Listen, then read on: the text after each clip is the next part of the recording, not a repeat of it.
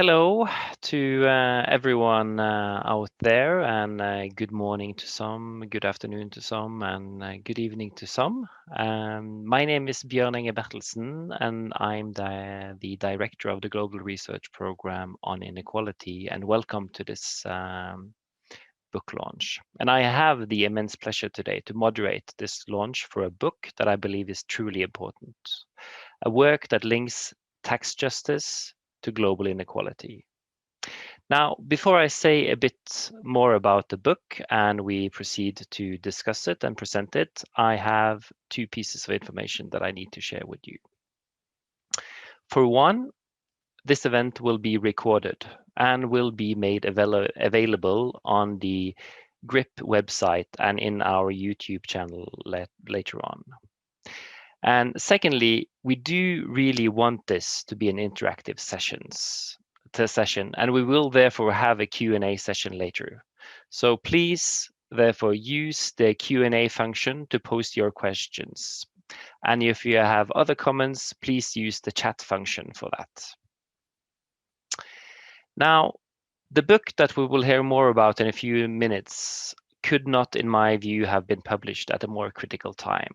For propelled by the current pandemic, we know that at the moment, millions of people across the globe are pushed into poverty.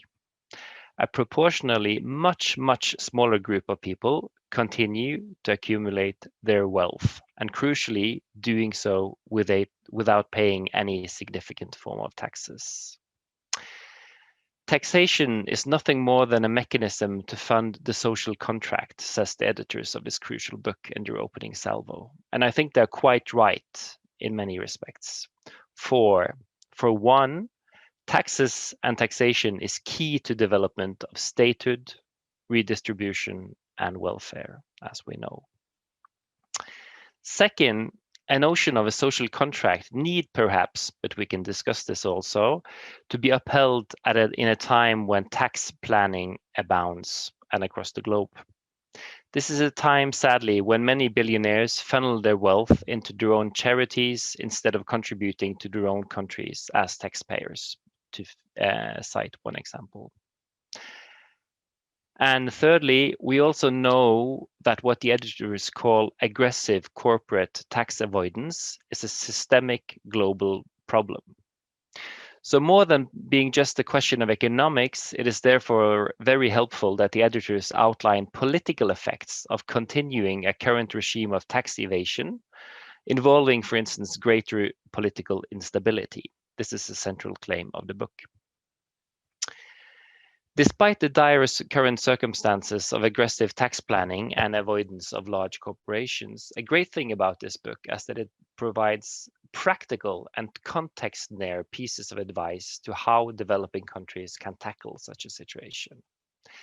It is in this moment of widening global economic inequalities that calls for more fair and just taxation are raised in the book, and we will hear more about this later on.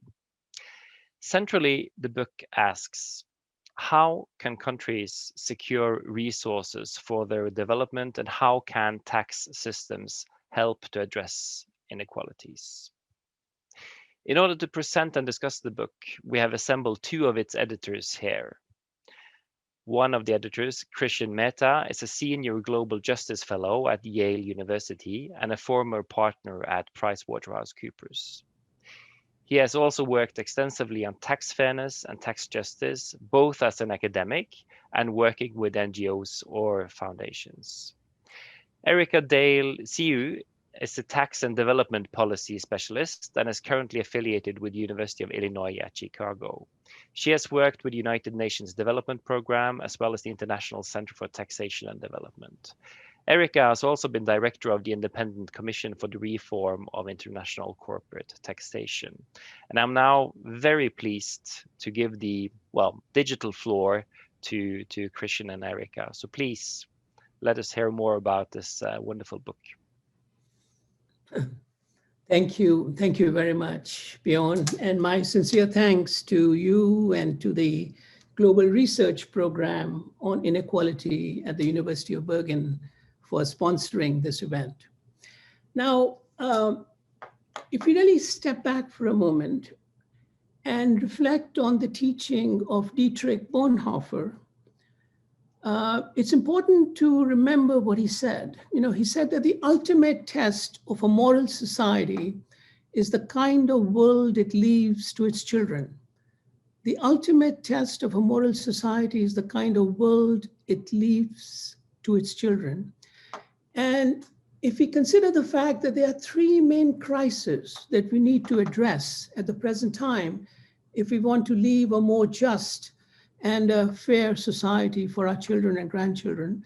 One crisis is this whole area of nuclear confrontation and devastation that could be caused if there is, if the nuclear weapons that are there currently are not constrained and brought in better control. We know the impact that'll have on future societies could be devastating. A second crisis is dealing with the climate and the fact that we have climate devastation, climate catastrophe. 70% of the United States is now covered under snow. We have hurricanes. All of that is also within our reach to try to address and to heal if we want a better world for our children and future generations. And the third area, which is the subject of our book, is how do we address this increasing issue of global inequality? The fact that both in the developed countries and in the developing countries, there is significant accumulation of wealth in one portion of the society and significant economic deprivation and poverty in the other section of society. And this is happening in the West and in the developing countries in many parts of the world. And our premise in this book is that global inequality really needs to be addressed if we want to stop the flow of refugees, whether it is in Europe or people coming to the United States. And then there is all this political dialogue as to whether there should be a wall built to stop the refugees from coming and so forth. But all of these movements and civil wars and refugees are a reflection of the inequality that has come about and the economic desperation and the political instability that it has fostered. So our premise in this book, which we will discuss in further detail, is how we can address global inequality through tax justice. Now, for the next 5 to 7 minutes, I will go through a few slides that explain this, and I realize that we have people who are not tax experts from around the world who are live streaming into this event. So I'll try to make it as people friendly as without getting too technical on some of these issues. So with that, let me start with the share screen that we have. I have a few slides that will cover this issue in this.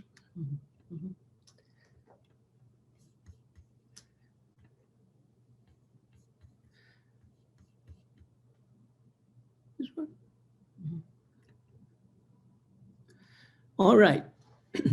So our title of this book is Tax Justice and Global Inequality. And as I said, we'll be discussing the consequence of global inequality around the world. Now, let's look at what is happening in the developed countries. Just taking the example of the United States, the richest country in the world, there is economic desperation. As some of you are aware, that right now, the almost 40% of Americans do not have even $400 to address an economic emergency. There are food bank lines that are overflowing. This is in the richest country in the world. The unemployment, the underemployment is around 20%. 48% of the frontline workers who are responding to the pandemic are not eligible for sick pay and do not have adequate insurance. We have a real economic desperation that is a major problem even in the richest society in the world, and that is causing poverty, loss of jobs, loss of hope about the future.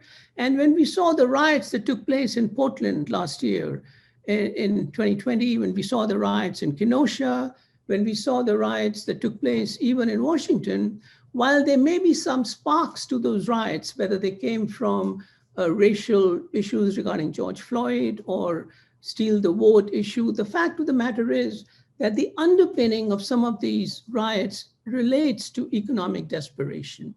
And that economic desperation leads to political instability.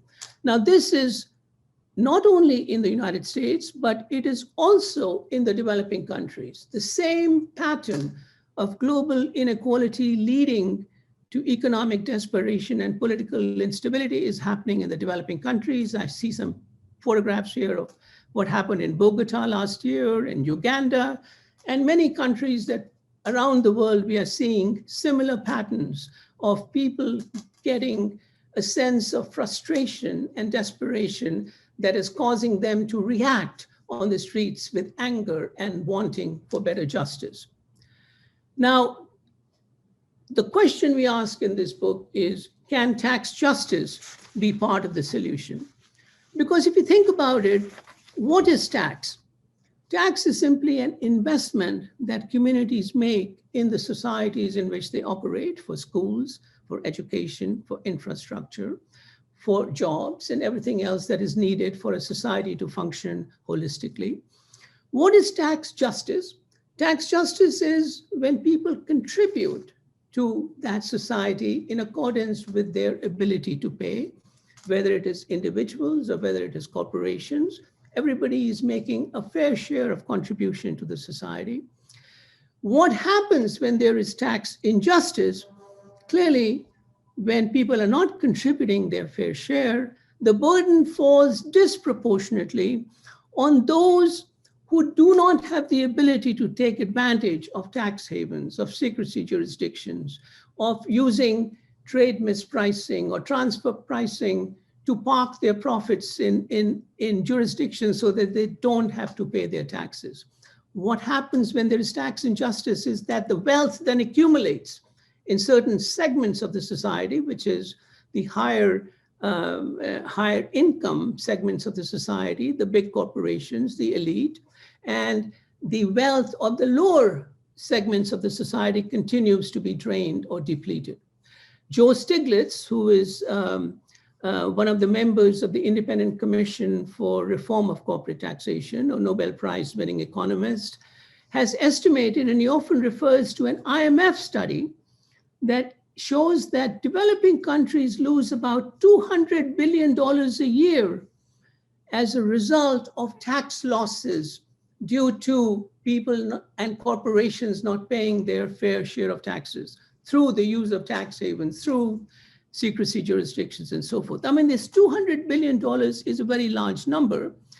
Let's put this in context. As I mentioned, Dr. Stiglitz estimates and the IMF estimates that the total tax loss by developing countries annually is $200 billion a year. Now, many in this audience may know that the Marshall Plan that helped the recovery of Europe after World War II from 1948 to 1952 was only a total cost of $13 billion at that time, which was loaned by the US to Germany and repaid back in full. And in present day dollars, it is about $100 billion. So this is saying that the developing countries are losing through tax avoidance tactics, through plans that are put in place by big corporations that are operating globally, using tax havens in other jurisdictions. The developing countries are losing 2 times the Marshall Plan every year. Now think of this. If the developing countries that have this natural resources, have wealth, have industrial capacity, had the ability to retain their tax revenues to which they were entitled, rather than have them siphoned off through other jurisdictions, they would have the equal of twice the Marshall Plan every year. That means, I mean, would we see refugees going from Africa to Europe if that was the case in Africa? Would we see refugees coming from Central America, South America to the borders of the United States if they had the wealth in their own countries?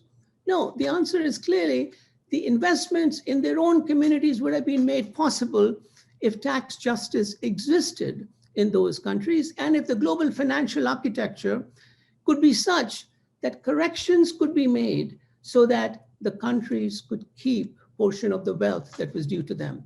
And that is why this book is important, because we talk of various ways in which this $200 billion can be clawed back, can be retained by the developing countries, so it can be used as an investment in their own societies for a better future for their own generations, for their own children down the road. Now, I did a lot of work in Africa, and as you know, some parts of Africa are prosperous, but there are other parts of Africa that are going through considerable poverty and civil war and strife. Africa, as you know, I use this as an example to illustrate my point, is the richest continent in the world. There are foreign mining companies all over. Many of these mining companies pay hardly any tax in Africa. I mean, they pay a very nominal tax, but most of the profits are parked in Switzerland or Cayman Islands or other tax havens. And through our work in Zambia, Tanzania, and a number of the other countries where we were involved, we noted that there was incredible wealth below ground and incredible poverty above the ground. And here, on one of my visits to Zambia, I looked at some of the mines where these operations were taking place.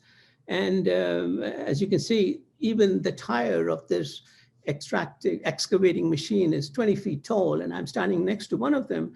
And what do we have on the other side? We have wealth that is being extracted, and we have an environment that is being devastated, and pollution that is being left behind. So that is not the kind of future we want to leave to our children. And I think that's the point that we are trying to make in this book. So what is the price that is paid for tax injustice in Africa? We have poverty and civil war in certain parts of the African continent. We have a broken society. We have poor infrastructure, and the profits of mining, which should have been retained in Africa, that's where it belongs, is largely invested in banks and in tax havens. And a question one has to ask is this perhaps a new form of colonialism? Have we provided, through the global financial architecture, through financial secrecy, through tax havens, have we provided a getaway car for the stolen wealth? And it's a question that we have to consider, even though colonialism as we know it is no longer there, but the global financial architecture has provided a substitute for colonialism, in my humble view, that needs to be addressed.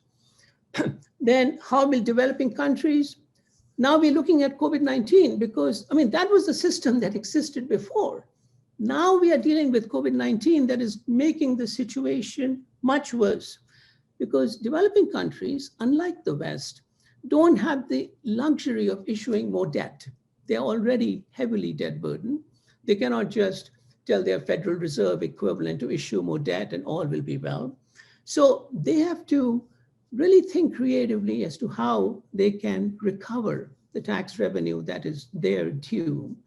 The ILO estimates that, International Labor Organization estimates that as a result of COVID-19, an additional 400 million people will become unemployed following this crisis that we are in now. The World Bank estimates that around 70 million people will fall into extreme poverty as a result of COVID-19. So all of these are important issues. Now, who are the victims of tax injustice? Of course, we know that children are suffering greatly. And of course, many of you know that there is feminization of extreme poverty. Women tend to suffer the most, whether it is wars or pandemics or the climate crisis. And this also means that they, who are generally the anchor of most families, are paying a very heavy price for the tax injustice that has come about as a result of global inequality. And the Population Council has estimated that because a number of the women in poorer parts of the world do not have access to reproductive health care, the number of unwanted children every year are at least 50 to 60 million unwanted children every year. Now, if we could provide them the healthcare facilities, the infrastructure to have better control of medical resources, this additional unwanted children of 50 million every year, over 20 years, that's 1 billion. If you compare that to the entire world population of around 8 billion, that means over the last 20 years, we have added an extra 1 billion people to the world as a result of the fact that we are not able to provide healthcare, education, and infrastructure so that women can be in better control of their lives. And when the population demands become very high, what is the effect of it? More farming land needs to be taken over. That means there's more intrusion into nature, into animal habitat. And then the more we intrude into the animal habitat, typically, we create the environment for the kind of crisis we are facing now, which is the pandemic, which is a consequence of man's intrusion into nature. So the victims of tax injustice are the children, feminization of poverty, the women. It affects their children and future generations. It causes unwanted children. It causes further pressures on land.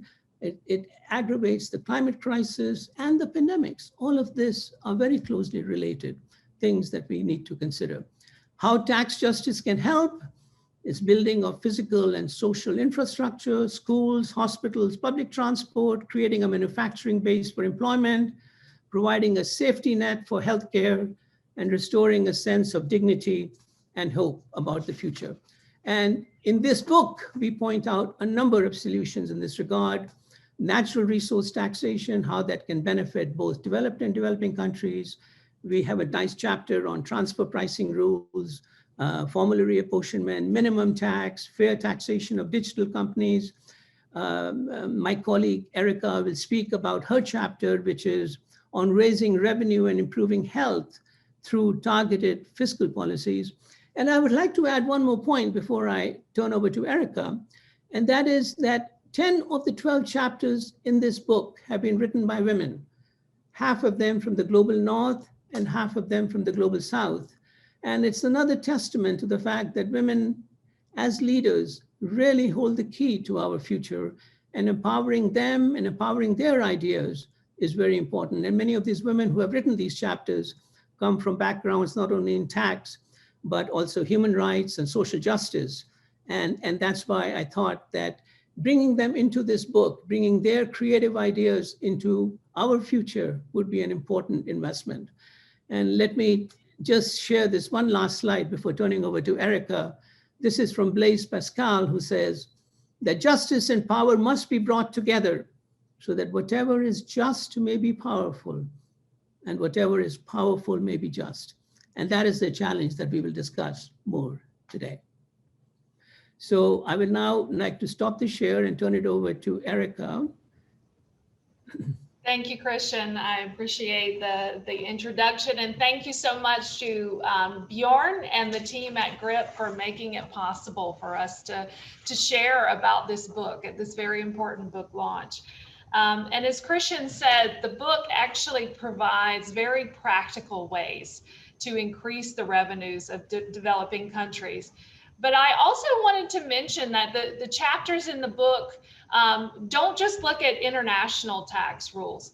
They also look at domestic tax policies that are employed, yes, to raise revenue. I think an important point is that making tax work to reduce poverty is a lot about raising adequate revenues, but it's not only about that. Tax policy can be an effective instrument to tackle the erosion of human capital. And that's what my chapter, along with my co-authors Frank Chalupka, Evan Fletcher, and Estelle Doshi, we focused on the role of health taxes in a country to really addressing the massive economic and health costs of harmful consumption of products like tobacco, alcohol, sugary drinks, and junk food in countries. And this affects low and middle income countries in particular, because at the same time as economies are trying to grow and develop healthy workforces, they're also faced with high costs, both public and private, from the diseases and the lost productivity that result as a result of consumption of these products. And in addition to the income taxes, the excise taxes in place are nowhere near to compensate for those losses. So in our health taxes chapter, we actually explore practical ways that countries can increase these taxes. In many countries, goods like tobacco and alcohol are already taxed, but at very low levels. And so we lay out ways that countries can increase these taxes, and we talk about how these taxes can actually address the costs that come from consumption, but also we explain the dynamics behind why these taxes are actually pro-poor. Because the price sensitivity of lower income groups and young people in particular, they're much more price sensitive to taxes. And so they are much more likely to not start consuming these goods and to quit due to reduced affordability. And the only way that you can reduce affordability, the primary way, is to increase the taxes, because that pushes the price up.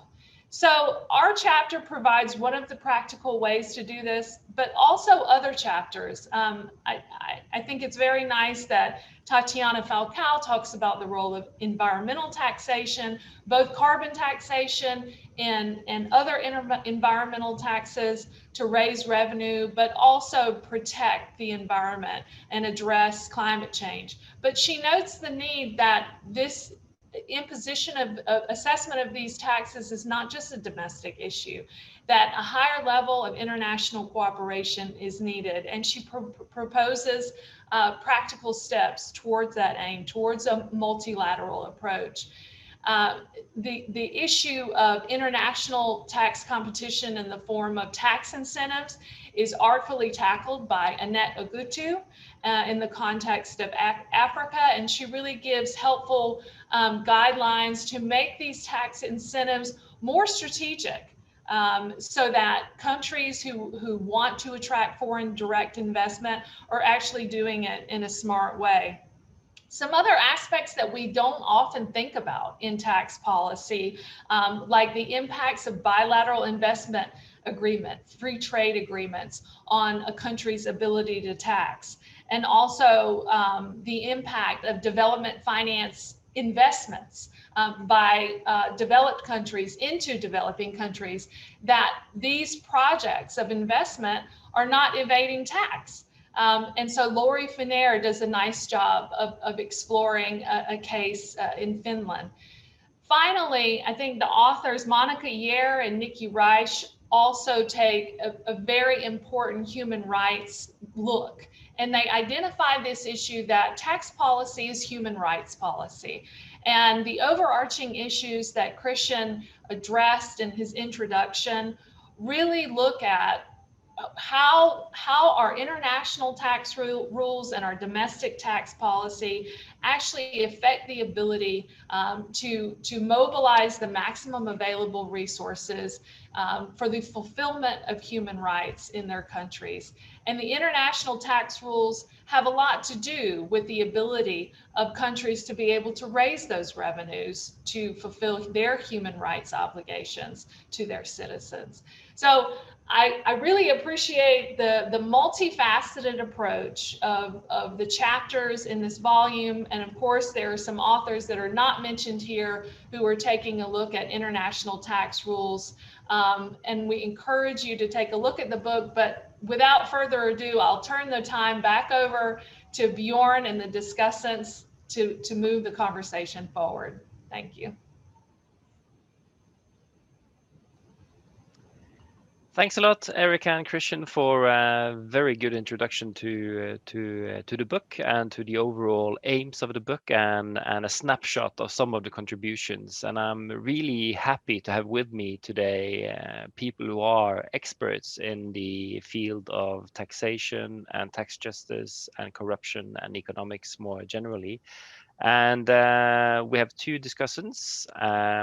I would first like to give the floor to Tina Cerreda, and Tina is a professor of law and economics at the Norwegian School of Economics in Bergen. She has previously worked at the Faculty of Law at the University of Bergen and also the Christian Michelsen Institute in Bergen. And she's also worked at the World Bank in Washington. And I also know that she's worked a lot on corruption and businesses and ethics, both within Norway and abroad. So Tina, the floor is yours. Thank you very much. Now, I think Erika and Christian described the book very well, and I want to, I think my main reaction when I read this book is that I found it really, really useful.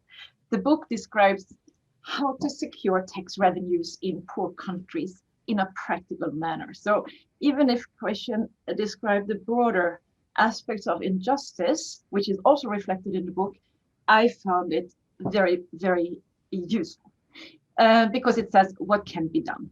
The word tax justice in the title is actually not very radical. It simply means that governments in poor countries should take what is theirs to take, the revenues needed for running a society. And I think the practical solutions and examples of countries that made it work is a very powerful message in this book, because it shows that governments can take regulation in their own hands.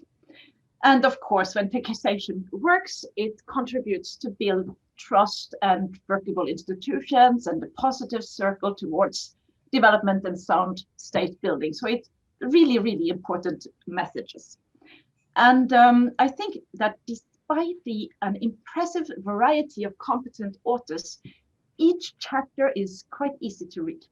The authors explain tax matters in a simple manner, and they go straight to the argument that the chapter conveys, and that means that they bring the reader up to an advanced level of understanding quite quickly. So I think this book will be very useful for governments, tax officials, researchers, students, civil society, and so on. And I have edited some books myself, so beyond the fun, I know that there are some difficulties. So the good result is definitely also a result of the competence and ambition of the editors. Now, having those features, it is an excellent basis for discussion. And I have two remarks, one for each side of the coin, for those who tax and governments, and regarding those who are taxed. And in this context, there's a lot of focus on the firms. So my first remark, I like the way that the authors and editors have focused on problems as primarily a matter of capacity and not integrity. So corruption, which is something that I have studied a lot, as Björn said, is hardly mentioned in the book. And I do not interpret it as if the authors naively assume that all governments are honest. It's rather that they have chosen to emphasize the practical solutions. And that's fine. But at the same time, we know that tax reform depends on political decisions and a bureaucracy able to carry out the policy. So, and politically, we also know that it is difficult in some settings to raise a tax. And even if countries have political competition, that can be messy. So, and we know that, for example, in Africa, many countries have changed from a parliamentary system to a presidential system, which means a very strong grip on power. And this is something I studied when I studied gold and taxation in Ghana, that the party whip can be extremely strong. And we also know that the control system, that those who are in the field supposed to tax and control firms and individuals do not necessarily have the competence. So the first part of my remark relates to the political economy of reform, and how can this be brought? How can the good policies be implemented? So I will get back to the question. I just want to run through my second remark as well, and that refers to those who are being taxed. Because the book, in direct and indirect ways, it describes a capitalist pro-rich country grip on some developing countries. And I think that reflects a reality. And the narrative behind the global inequality, the word in the second word in the title, the term refers basically to how powerful multinationals exploit their position and how this is endorsed by OECD countries. So there's a heavy criticism of multinationals, and given the experiences and Christian mentioned mining companies in Africa, which I have studied too, so I think that makes sense. So that's not a problem. But so in short, that criticism means that that the relationship between corporations means that there is a harmful race to the bottom in many countries, and that explains why there's so low taxes. There's asymmetric allocation of bargaining power between corporations and governments in many settings, and something that corporations exploit for their profit maximization. They exploit opportunities that lie in the transfer pricing rules, excessive debt loading, and they are kind of encouraged by OECD governments in order to operate as if they consisted of separate and independent entities for which the headquarters are responsible only for the profit and not all the problems. So in some sense, because in the chapters, they don't go very much into the corporate side of things. It's more like the corporate world is an evil force that needs to be controlled by fragile, benevolent governments. And there's some truth in that, but it's also a little bit simplistic because we see now that multinationals, they are a varied group of players. Business leaders, there are some business leaders out there who want to contribute to development. And business students at my school, for example, they learn about the triple bottom line, people, planet, profit, and they learn about how their companies depend on well-functioning societies. So one of my questions, the second question, is whether it's possible to use this corporate power for something good as well. I know, having read this book, that cannot be taken for granted.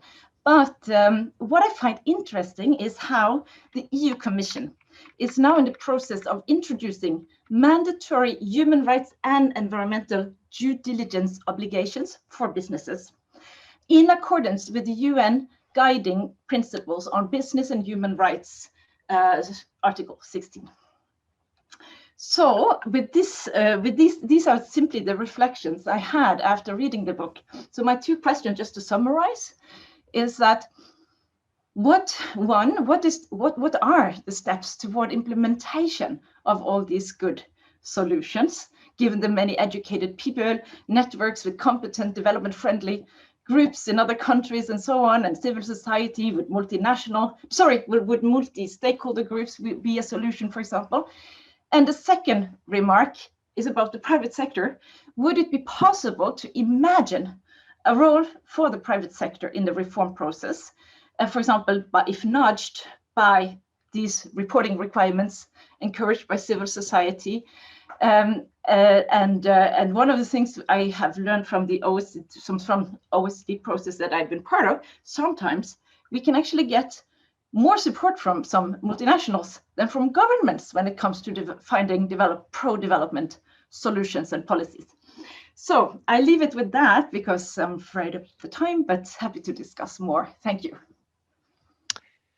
Thanks a lot, Tina, for those reflections and comments and, well, also critical questions, which is good. I have received a request from Astrid to come with her comments just after, because they're complementary and may also illuminate some of your points, and I think we will do that.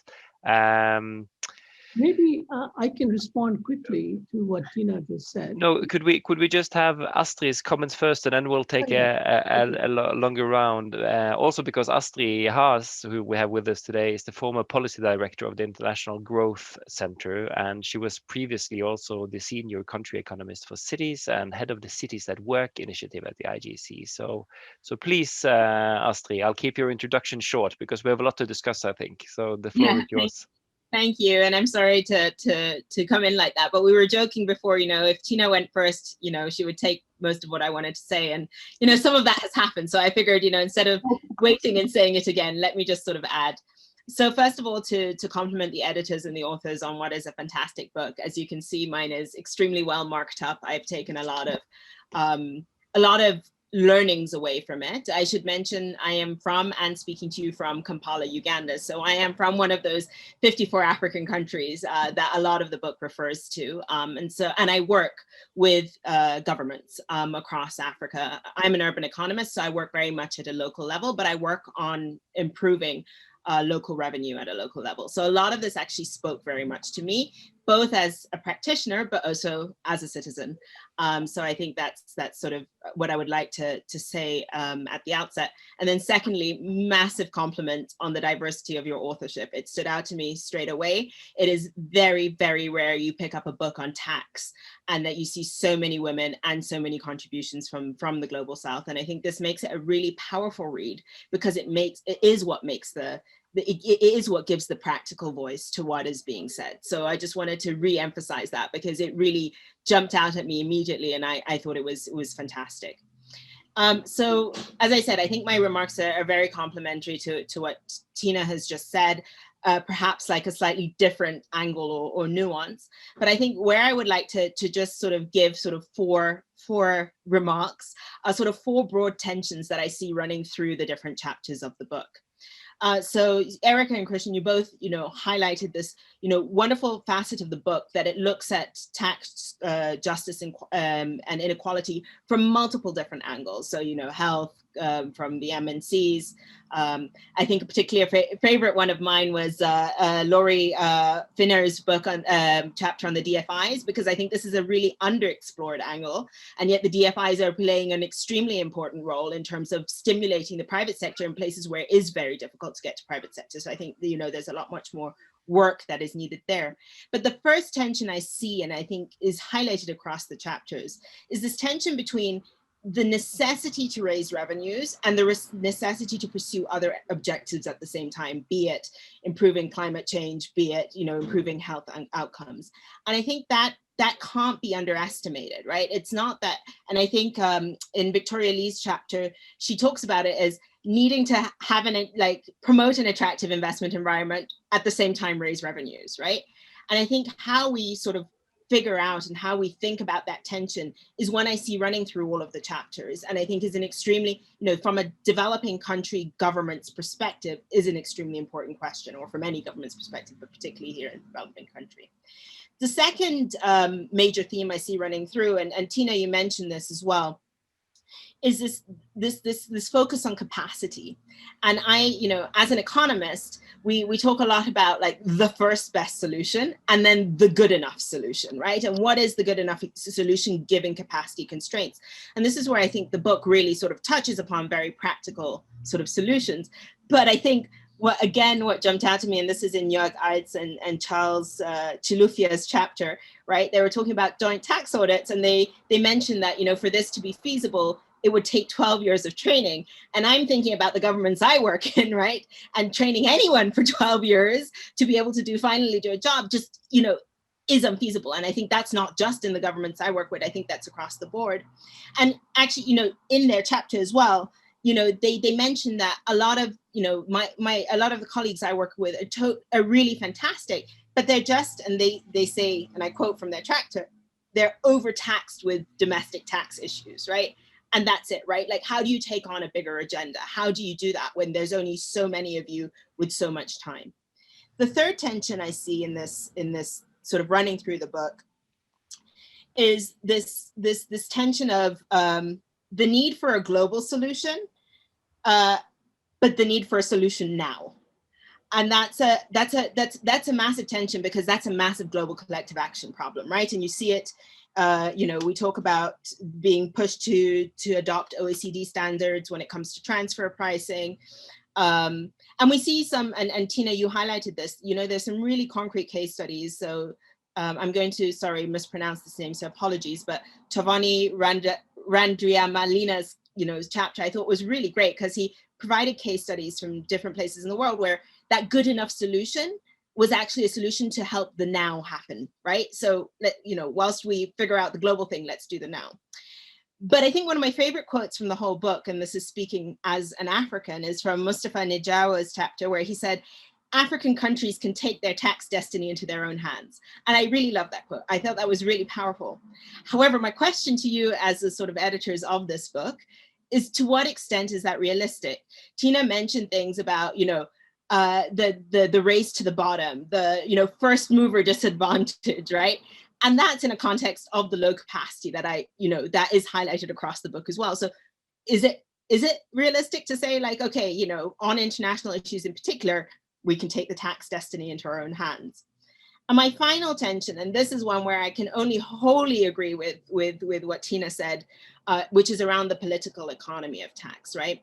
I think for me, reading the book, particularly the chapters on international taxing, there is some sort of implicit assumption is that if we could unlock that 200 billion, if we could unlock those 2 Marshall plans, then automatically we can solve the world, we can achieve the SDGs, we can solve the health problems. Now, there's a lot of stages in between that. And Erica, you mentioned, there's a touching on domestic tax issues, and Nikki Reich's chapter, she talks about, fiscal policies that exacerbate rather than ameliorate poverty and inequality. And those need to be tackled together. And often when it comes to a domestic level, right, it's not a divorce from the international level. This international challenge of, tax incentives, there's a political economy at a domestic level that can actually sort of support that happening, right? It's not divorced from that happening. There are people benefiting, even at a domestic level in developing countries, from the system the way it is, right? Mining contracts is a fantastic example of this, right? So it's not just, in my mind, about how you unlock that. It's about truly where, Christian, where you started, and where Bjorn, you started your comments. It's about the social contract. And so my second question to you is, in this book, but and this is not a criticism, this is just how research is currently set up in the system we live in. People have an area that they research, but actually, to me, it's a very integrated issue, right? Solving the tax incentive issue at an international level and unlocking all that money, whether it be it from the MNC side, whether it be it from some global compact, does not necessarily mean that me as a citizen in my own country is going to have my potholes filled on my road, right? It's not necessarily going to mean that I'm going to have my power functioning. The question is, how do we create that integrated research agenda so that when we think about tax justice and inequality, what we're thinking about is a very holistic, from the international to the national, to the case that I look at, which is the local, and most importantly, to the individual. So those are my few comments on, yeah. Thank you, Astrid, for not very few comments, but very helpful and incisive ones. And I think this book launch is developing just the way that we all knew it would. I mean, we have to talk a bit more than 1 hour, yeah, in order to reflect on this. But Erica and Christian, you've received a lot of comments, some critiques, a lot of well-deserved praise. Would you like to respond to any of these questions and comments? I think Christian wanted to, and now you can start us off, maybe. We can't hear you. Sorry, you have to unmute. Yes, Erica, would you like to go first, or shall I make some remarks? Okay, I'll start, and then Erica will continue. I think you have outlined some very significant issues here, which is, how does the political economy of reform really work? Even if we get the international tax system straightened out, how will it filter down to the national level and the local level? Multinational companies are not necessarily the evil force. There are other players that have to be part of the solution. I think all of these are very, very important points. And let me respond in the following way. The biggest challenge, I think the reason why reform is so difficult is that the developing countries are faced with this primary tension of how to encourage cross-border investments, and at the same time to not give away too many concessions to make that investment possible. This is a tension that is every country is facing, and then the fact that each country is facing it makes it very advantageous for the multinational companies to pit one company against the other to extract whatever concessions that they can. And then once the concession period is over, their obligation to stay in their country does not remain the same, and they can go on to other jurisdictions. So this is a tension that always exists. Now, how do we counter that tension? We counter that tension by having, the Independent Commission for Reform of Corporate Taxation has been working on this whole issue of concessions, which saying that this race to the bottom doesn't help anybody, and we need to have a corporate minimum tax so that there is a minimum floor that is payable to all the countries where these companies are operating. Another campaign that has been very successful is that demanding the companies to adhere to country by country reporting makes it possible for the public to really know what exactly are the taxes that are being paid in each jurisdiction. And when public knows more, their civil society is more empowered to hold their government responsible and the companies responsible for the taxes that are due. Now, going hand in hand with the power of the multinational companies, which the tax justice movement is trying to counter, is the fact that we have a pattern of secrecy and lack of transparency that exists, which is again fostered by, to some extent, by the financial institutions and the tax havens where many of these transactions are eventually recorded. For example, Astrid, as you know, I gave the Zambia example. Zambia has more copper below ground than any other country.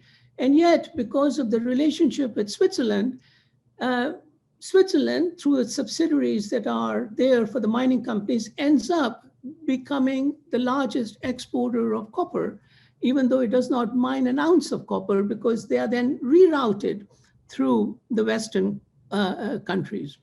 So I think what is happening is that the power of multinational companies is going hand in hand with lack of transparency.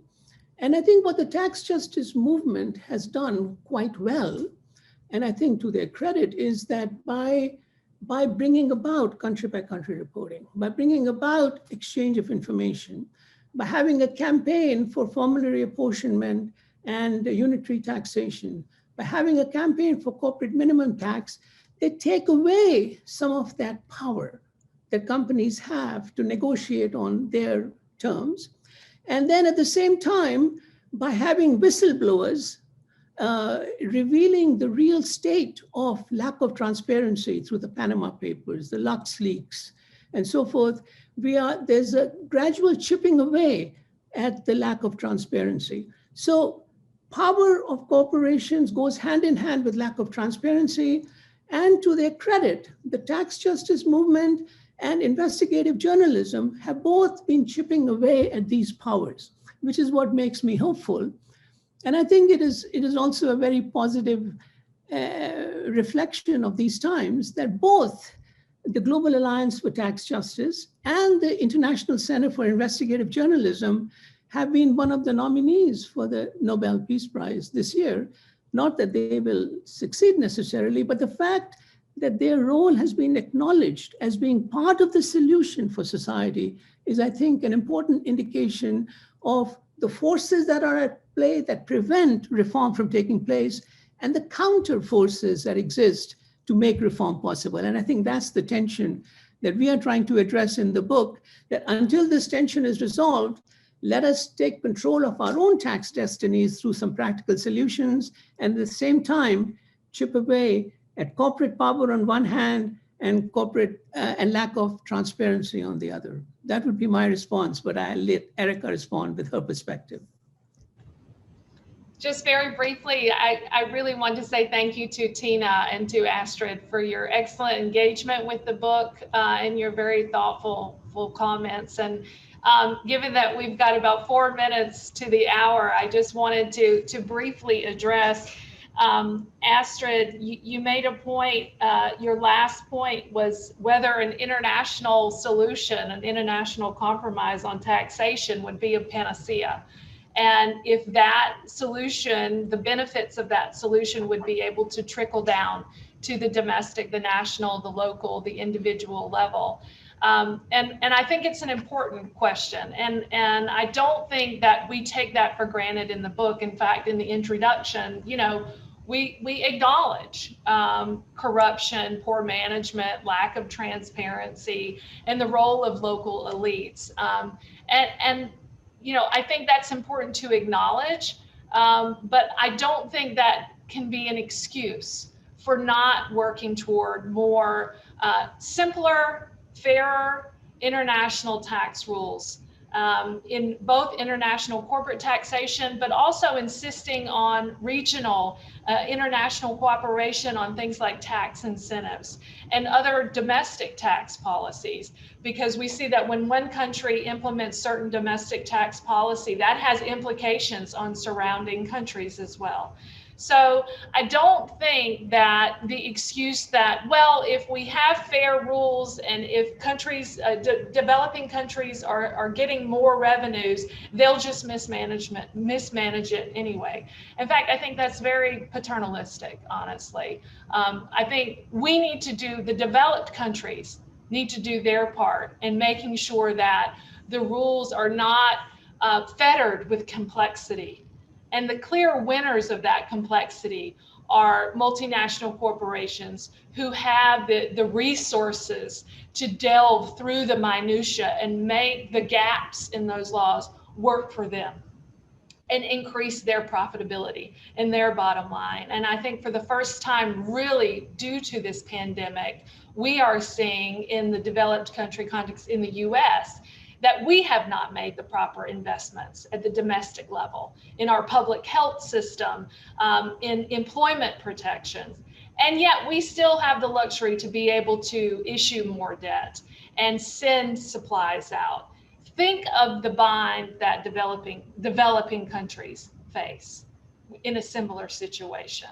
So I really don't think that we should use the fact that, you know, there are weak institutions in developing countries as a cop-out, really, to doing the hard work of coming to an international solution, especially to the international corporate tax rules, because that's where the lion's share of the losses that come from tax avoidance that are really hitting the developing countries.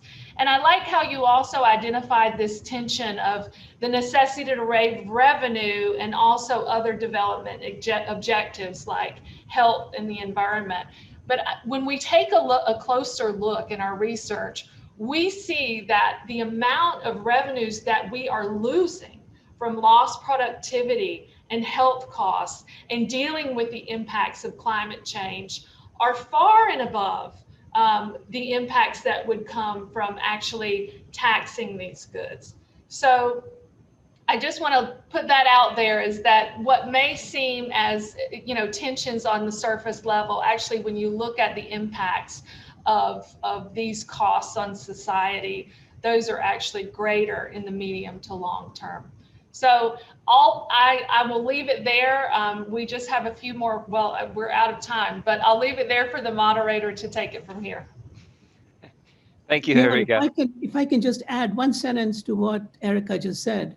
Yes. I think it was very, very moving for us in my work in Zambia, Guatemala, Tanzania, to see so many local people involved who want their country to be better and to overcome the crisis that they are facing. And they constantly pointed to tax justice as being part of the solution. And the more transparency there is as to how the conduct is of their politicians and the companies, the more they are empowered to act to hold them accountable. So we have people on the ground who are at the local level, national level, who really want to see justice prevail. And the way we can help them is to be transparent about conduct by our own politicians in those countries and by MNCs. And that transparency will lead to social activism to hold both their politicians and companies more accountable. And I think that is happening. You know, when I went to Zambia, Muthembu Nchida, the prosecutor general who's there, who welcomed us, he has successfully prosecuted 3 former presidents of Zambia. In Guatemala, Alberto Fuentes Knight, who was a finance minister, his own father was assassinated during the Guatemalan Civil War for bringing about tax reforms. And yet he took it upon himself to make that his life's mission, to make the tax reforms happen. So there are very many dedicated people around the world who are working for tax justice, and they are a big source of inspiration to us. Thank you. But could I, my points. Okay. No, Okay.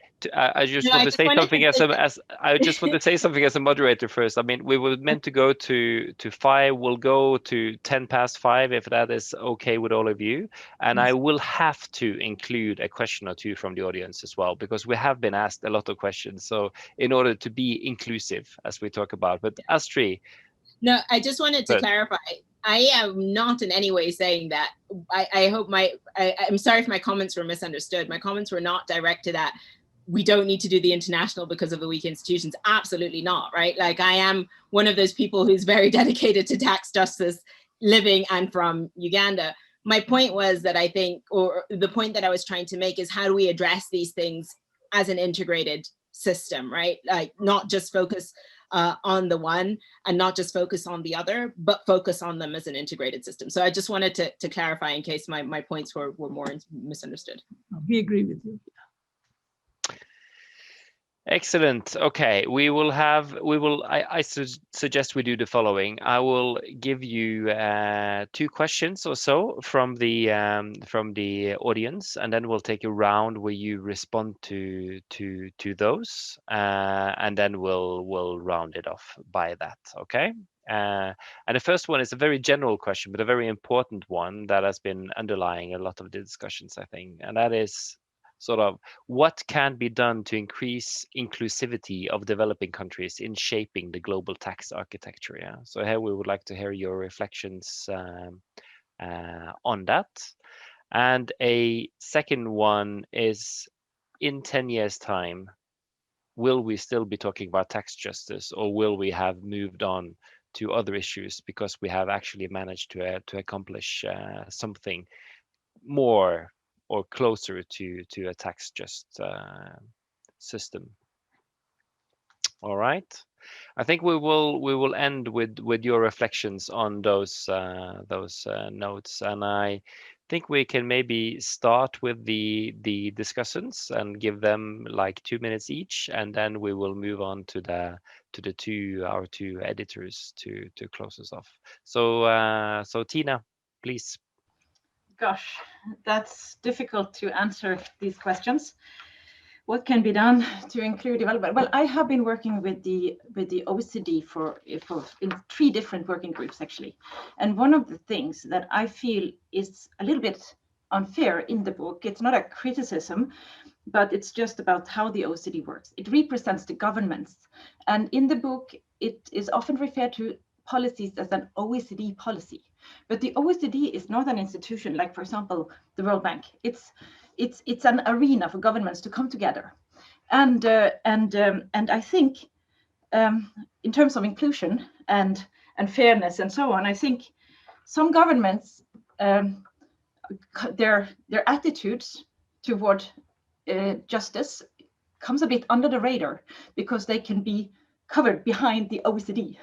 And there are some governments that really want to promote development and promote tax justice in various ways. So I think, and I know that because it is referred to many times in the book to the OECD agendas, And I know that many of the working groups really want to include developing countries and bring them in around the table, but there are different opinions. So everything that happens is result of how big the common denominator is, and so on. So and in terms of going under the radar, and the second question, 10 years on and so on, I think that also depends on how we, so I'm in Norway, very north country, we work on our own problems. Most European countries are not able, we are better able than in most other regions, but we have big problems enforcing the anti-money laundering regulations, for example. And many of the regulations that could contribute to reduce tax injustice are not sufficiently enforced and regulated in our countries. So I think this discussion, I'm not able to answer where we are in 10 years from now, but I think it depends not only on how well the developing countries make use of the many good solutions in this book, I think it also depends on how we manage to make the pro-development systems work in the North too. Thanks a lot, Tina. Astrid? Thanks. So I'll be very quick. I think where we are going to see more inclusivity, and I do think we are, right? I think now it's not just about the OECD anymore, right? We have different groupings of countries. We have regional groupings of countries. Where I'm from, the East African community is taking on tax questions as well now. And I actually think that, you know, as groupings increase, and as groupings increase then in power, that will then sort of come up. I also see a lot happening. I know this is not directly related to tax, but for example, Dr. Ngozi Okonjo-Iweala being elected to, you know, as the DG of the WTO, I think has been a global reckoning for all multilateral institutions, right? That developing countries and developing country women, as Christian put it, you know, have a lot to say, right? And I think that's gonna permeate. On the question, and then finally, I think the point that Christian made about it's not just a government, it's about civil society, and it's about us who are living here, us who need, you know, to hold the system to accountable, us who need to inform ourselves. So I think that's the other part. I think 10 years is extremely optimistic, just because I do think it's a global collective action challenge. However, what I do want to say, and this was the theme of the SDG Bergen conference recently, right? And Björn, you mentioned this in the outset of your remarks, is that this COVID-19 crisis has brought a global reckoning. And so what we make out of it now, and I don't think that we know yet what we're going to make out of it. I think we're still coming to terms with it, but it could be a catalyst, and I hope it is a catalyst for a whole lot of change to a whole new normal in the area, in all areas, but in this particular area as well. Thanks, Astrid.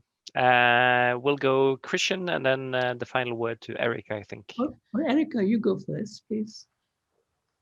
Okay. Thank you so much. Yeah, the question about inclusivity in the global tax discussion. The United Nations is the only place where all countries stand on equal footing. I understand that the OECD, through the BEPS process, has made tremendous efforts to create the inclusive framework, to invite countries in, and the discussions there, the intent is for them to be all countries to discuss on equal footing. But I've been a few years back involved in the work on BEPS, and I had the opportunity to be able to attend one of these sessions. And I noted the heavy presence of multinational corporations from the developed countries also in attendance at these meetings. There were developing country representatives present, but the weight of the resources behind the institution and behind the discussions there leans more toward developed countries. these comments are not meant to question the intent or the goals of the process to include all countries on an equal footing. But why not the United Nations, where all countries are there and established institutionally on an equal footing? And the United Nations deals with tax matters. They have since the very beginning, along with the OECD. And they continue to do quality research and work. So they have the institutional capability. So my question is, when you ask about inclusivity in the global tax discussion, why not the United Nations? My second point is, will we still be talking about tax justice? We should, because tax is the way we mobilize revenues, and revenues is the way we pay for social goods, common goods that we all depend on. Regardless if we're rich and powerful or poor, the rich and powerful depend on court systems to protect their private property. So we all depend on these global common goods, such as the environment, such as health. And so we should all make our fair share of investments. So I think we should be talking about tax justice forever, beyond 10 years, because it's crucially important to the well-being and to the security of our future. Thank you very much, Erica. Christian, please. Yes, regarding on the first question about inclusivity of the developing countries, I would have to say that they are much more empowered now than they were 10 or 20 years ago to participate in global forums. And I think it's a tribute to the support that they have gotten from countries like Norway, from Germany, German Development Institute, from the tax inspectors without borders. The fact that developing countries have much more of a voice through their own awareness of the importance of this issue, through better negotiations with multinational companies on these issues. But the support that has been provided, and Tina, your country has been right at the forefront of supporting all developing countries and upgrading their skills in this regard, is a tribute to this process. And the fact that this launch is taking place at the University of Bergen is another example of the investment that Norway has continued to make. So for that, I think we owe a lot to the ability of developing countries to participate more, and that's going to continue to increase. 10 years from now, going back to my opening remarks, when I talked about Dietrich Bonhoeffer, about the three major crises, will we be facing a nuclear challenge? I think the chances are yes, we will be facing, but it is in our power to act on it. Will we be facing a climate crisis 10 years from now? I think we'll be facing it then, but hopefully we will act in time before it is too late. And similarly, in addressing global inequality and using tax justice as one of the solutions to it, I think we will still be doing it. It will not be completely overcome, but I think we have the tools within our means to do it. And books like these, events like these, are part of the instruments to get us there. So I'm hopeful that we will make progress. I don't think we would have reached the pinnacle in any way of success, but it's an ongoing effort. And, I'm reminded of the 4th century philosopher, St. Augustine, who said that hope has two beautiful daughters, anger and courage. Anger at the way things are, and courage to take a stand and to ensure that they don't remain that way. So I think that's where the tax justice movement is. It's much more aware and angry about the way things are, and it is courageous enough to take a stand on these issues. And the 12 authors who have contributed to this book are an example of that courage to take a stand, to point out practical solutions, and to see if we can be empowered to do it. So in that sense, I'm hopeful for success. Thank you very much. And I think that's a beautiful note to end this on. We need hope, anger, and courage if we are to move towards tax justice. And I would just also like to mention that this is actually a physical book, and you may actually get hold of it through your bookstore. So do go and get it. And it will also be available open access at some point, hopefully hopefully soon. And I think we will have to continue our discussion another time because we're running out of time. So the questions I had are about sort of universal basic income and post-growth and degrowth and taxation. We will have to leave that for another time. But thank you very much, Erica, Christian, Tina, and Astrid. And also thank you to all the digital participants and to everyone who's posed a question. I'm sorry we did not get around to reply and discuss all of them, but that is how it is sometimes. Okay. Thank you.